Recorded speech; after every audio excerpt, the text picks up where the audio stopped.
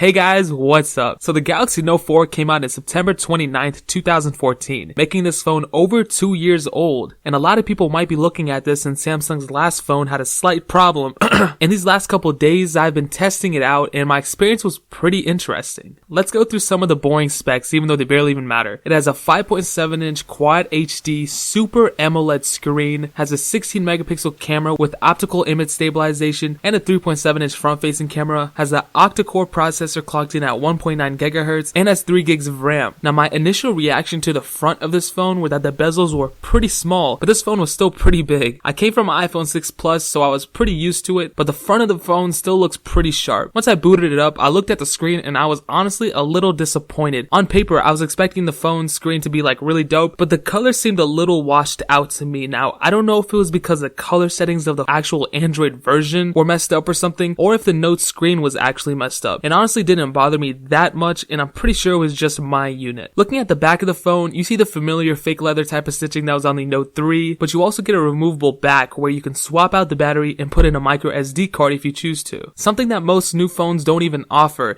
and honestly, that alone could make me buy this phone still. Maybe back in 2014, nobody really thought about it, but since now most companies are ditching it, it's kind of weird how we can rely on older phones for more features. Speaking about the back, the camera is located there, and it takes pretty good quality photos, but one weird thing that happened to this unit and possibly others is that the dust got stuck in the front camera, like a lot of it. So when you take a photo from the front camera, it's literally like a sandstorm is entering your photo, which makes taking selfies almost impossible. The back camera is pretty good though. It's capable of shooting 4K videos and 16 megapixel photos with OIS, so photos come out pretty well. Now me personally, I'm not a big fan of Samsung's stock camera app, so you can go ahead and load up any other camera app you want to from the Google Play Store, but obviously you don't really need to do that. Performance on this phone was pretty solid. It's still running Samsung's TouchWiz and all the bloat that comes with that, but it's had updates and it's on Android 6.0.1 Marshmallow, which isn't even that old of an operating system. I did keep it stock though because I knew I wasn't going to keep it forever, but there are ways to root it and ROM it if you choose to do that. Now, overall scrolling around and doing like tasks are a walk in the park. Even multitasking medium or heavy sized applications are possible because the 3 gigs of RAM really allow this phone to have a lot more room to move around. And honestly, I knew this phone was going to be a beast still at gaming, so I didn't even download any games. If the iPhone 6 Plus can run games pretty well, I'm pretty sure this phone can do the same. But after watching some YouTube on the phone and multitasking, the phone got a bit hot, so don't overload on it unless you're cool with the heat. Now with performance and screen, you take a little hit on the battery life, and this might be the phone's biggest weakness. It's roughly a 3200 milliamp hour battery, and I found myself plugging it in before the day even ended on my regular usage, which isn't even that heavy. Now had I been a bit more frugal, I could have went the whole day, but I wanted to test this out as accurately as possible. Now let me say that quite possibly it could have been the older battery itself in my phone and not the phone's fault. I know that if I bought a new battery, it might have affected this a little bit and I probably would have gotten better battery life. I'll link the cheapest original Samsung battery I find in the description to help you guys out a little bit.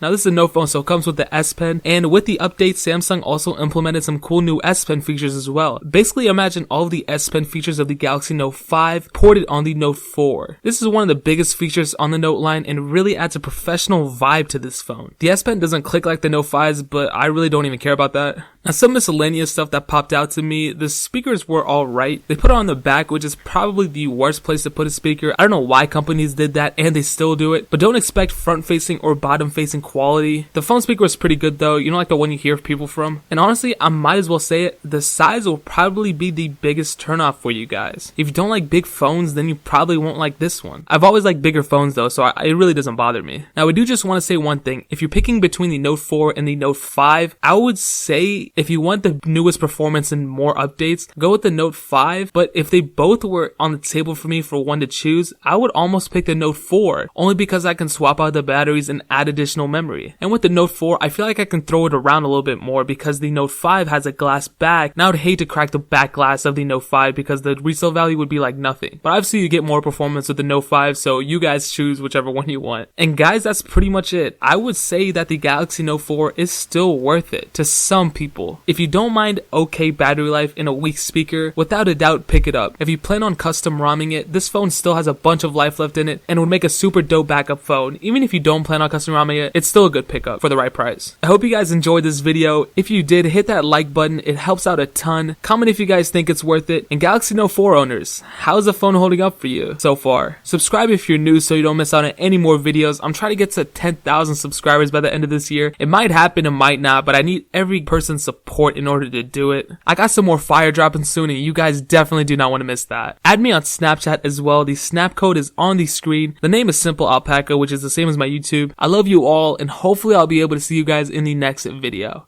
Peace.